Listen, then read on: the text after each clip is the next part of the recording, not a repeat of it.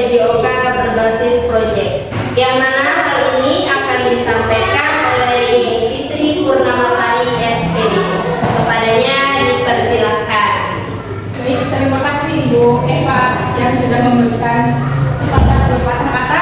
Oke, Assalamualaikum warahmatullahi wabarakatuh. Waalaikumsalam warahmatullahi wabarakatuh. Baik, terima kasih ibu-ibu yang sudah sempat meluangkan waktunya sebentar, mengambil waktu jam mengadarnya sebentar. Saya di sini akan memaparkan hasil diseminasi PKG PJOK selama 3 bulan terakhir tentang rencana tindak lanjut atau RTL tentang sehat dan bugar dengan permainan tradisional Kobak Solder di SDN 1 Cikasa. Next. Oke, baik. Latar belakang di sini ada memiliki 4 latar belakang. Yang pertama, Sport Education Model atau SEM.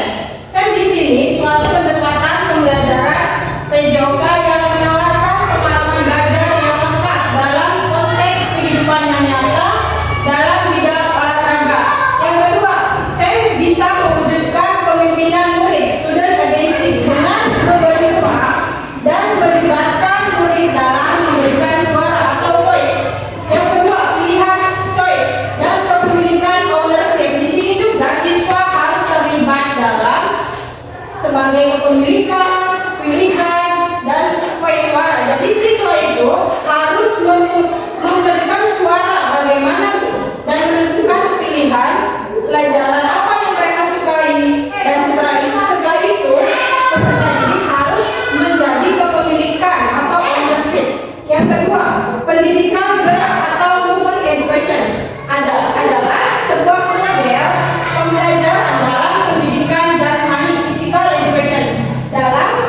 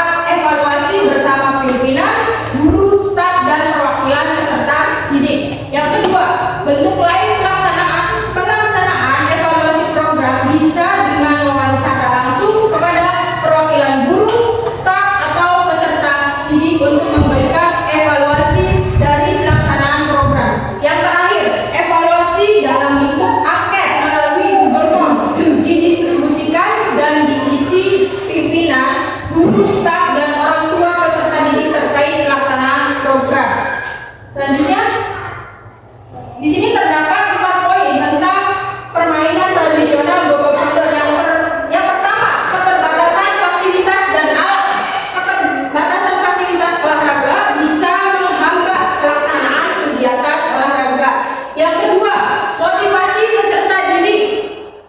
Peserta didik memiliki motivasi yang sama dalam berpartisipasi kegiatan fisik. Yang ketiga, kolaborasi dengan komunitas. Kurangnya dukungan atau keterlibatan orang tua dan komunitas dapat mempengaruhi motivasi belajar peserta didik. Dan yang terakhir, waktu dan jadwal. Penyesuaian jadwal kegiatan dengan jadwal sekolah dan kegiatan lain dari peserta didik. Selanjutnya, oke, terima kasih. Segitu pemaparan dari rencana tindak lanjut saya yang akan diterapkan nanti pas pertengahan semester. Terima kasih. Kembali ke Ibu MC.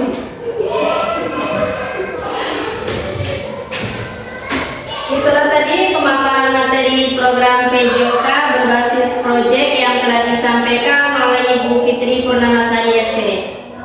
Pemaparan materi tentang proyek PJOK berbasis proyek dalam permainan tradisional gobak sodor banyak sekali manfaatnya karena di zaman sekarang permainan tradisional mulai tergeser oleh perkembangan zaman. Kesimpulannya adalah dari program tersebut peserta didik dapat diharapkan bisa tampil lebih baik